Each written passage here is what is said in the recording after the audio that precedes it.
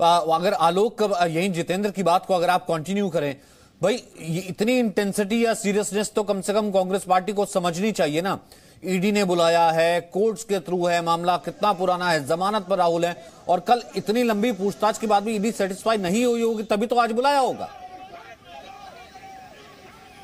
बिल्कुल सही बात है सचिन। कांग्रेस को तो ये समझना ही होगा कि इस मामले की सेंसिटिविटी बहुत ज़्यादा है और ईडी यूं ही नहीं बुला रही है उनको दोबारा पूछताछ के लिए, क्योंकि कल एक लंबी पूछताछ हुई थी और उसमें यंग इंडिया कंपनी के बारे में बार बार राहुल से पूछा गया था कितनी बैठकों में शामिल हुए, कैसे वो कंपनी बनी, क्या वो जानते हैं। तो राहुल गांधी ने, जो हमारे सूत्र बताते हैं उसके मुताबिक, राहुल गांधी ने जवाब दिया था कि उनको याद नहीं है, वो अपने लोगों से पूछकर बताएंगे। इसके अलावा एजीएल के बारे में और वो सेल कंपनी के प्रोप्राइटर के बारे में पूछताछ की गई, उसके बारे में भी वो ठीक से जानकारी नहीं दे सके। इसके अलावा क्योंकि यहाँ रिटन बयान दर्ज होता है, राहुल इंग्लिश में रिप्लाई अपना लिख रहे थे और उनकी स्पीड बहुत ज़्यादा स्लो थी, इसलिए कल की पूछताछ पूरी नहीं हो सकी थी और उसी पूछताछ को आज आगे ईडी कंटिन्यू करना चाहती है और सारे सवालों के जवाब जो कल नहीं मिल पाए थे उनको जानने की कोशिश होगी। ठीक है आलोक, मैं वापस आऊंगा। प्रमोद, इस वक्त आपके पास क्या जानकारी है? आज इस इन्वेस्टिगेशन को, इस जांच को, इस पूछताछ को आगे कैसे बढ़ाया जाएगा और आज क्या वकीलों को इजाजत दी जा सकती है?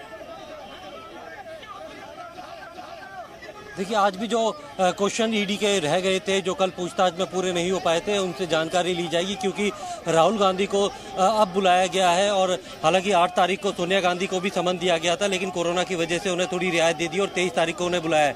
इन्हें सबसे बाद में बुलाया गया। इससे पहले बाकायदा मल्लिकार्जुन खड़गे और जो कोषाध्यक्ष हैं कांग्रेस के पवन बंसल, उनसे भी पूछताछ हो चुकी है। इन तमाम लोगों से पूछताछ करने के बाद अब आखिर में राहुल गांधी और सोनिया गांधी को बुलाया गया है, क्योंकि जो फाइनल बेनिफिशियरी है वो राहुल गांधी और सोनिया गांधी थे।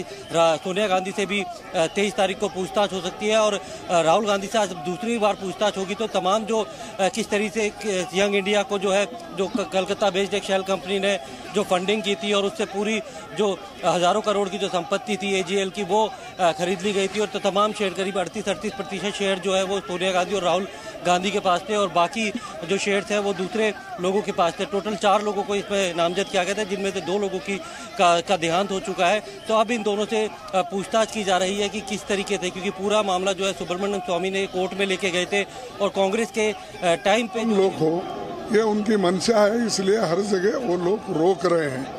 इसके बावजूद भी बॉर्डर पे लोग ठहरे हैं और हर रास्ते पे आपको लोग दिखेंगे कि राहुल जी को ये जो हरासमेंट किया जा रहा है तो उसके खिलाफ जो जन सत्याग्रह पर हैं, ये सत्याग्रह निरंतर जारी रहेगा। इस पर क्या कहेंगे? जिस तरह से बीजेपी कह रही है कि आप लोग सियासत कर रहे हैं कानूनी मामले पर, भाजपा कुछ भी कह रही हो, मगर ये सत्याग्रह है, ये अब निरंतर जारी रहेगा। तो ये उसको बेच देते हैं और नेक्स्ट डेट देते हैं। तो यहाँ पर तो सिर्फ 11 तक अगर उनको बिठा के पूछताछ करते रहे, ये तो ह्यूमन राइट्स वायलेशन है। तो ये चीजें करना क्या, और वो हर सवाल का जवाब देने के लिए तैयार है। अगर जवाब नहीं है तो हम लिख के भेज सकते हैं, ये सारी चीजें उसमें। इसके बावजूद भी ये कर रहे हैं, लेकिन कांग्रेस पार्टी के लोग डरने वाले नहीं।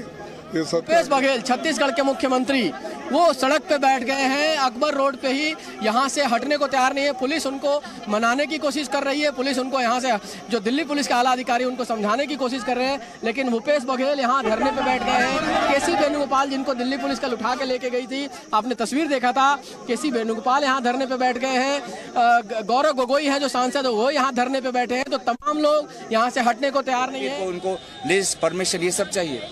तो ये निश्चय ही मुझे, मैं एक राजनीतिक रूप से ये हो रहा है सर, जिस तरह से चारों तरफ बैरिकेडिंग। चलिए ठीक, थैंक यू ठीक है भाई साहब।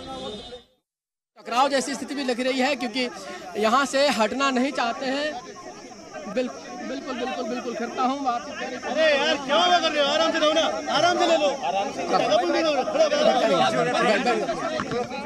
कैसे मारे गए, काला धन क्यों नहीं लाए, किसान को नौकरी क्यों नहीं दी, मजदूर बेकार क्यों हैं, व्यापार खत्म क्यों है, जीडीपी माइनस क्यों है, राहुल गांधी पूछेंगे मोदी जी कितने जुल्म कर रहे, और राहुल गांधी देश के बेटे हैं, देश के नेता हैं, भारत उनका सम्मान करता है। और कार्यकर्ताओं आज उदित जी क्या कहेंगे?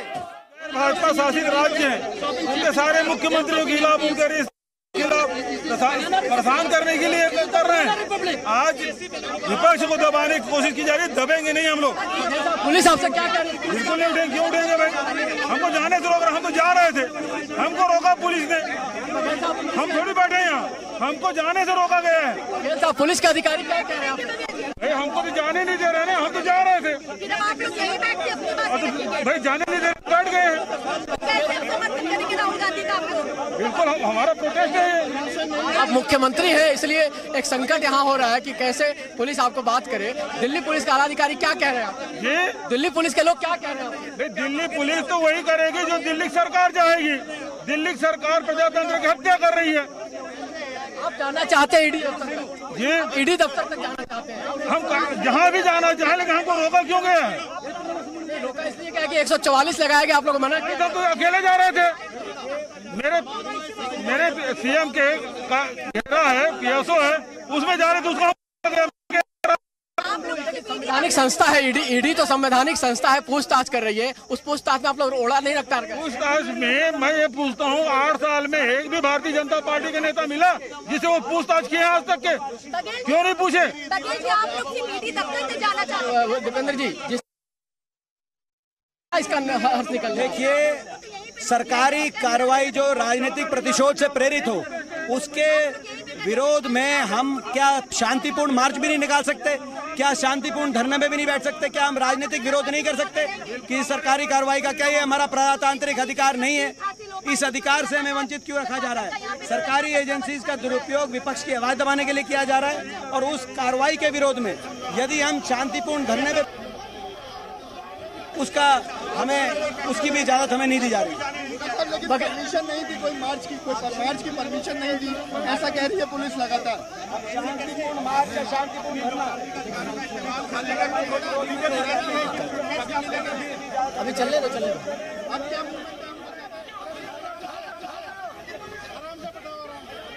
Presenting B News app, available on Google Play and App Store. Download it now.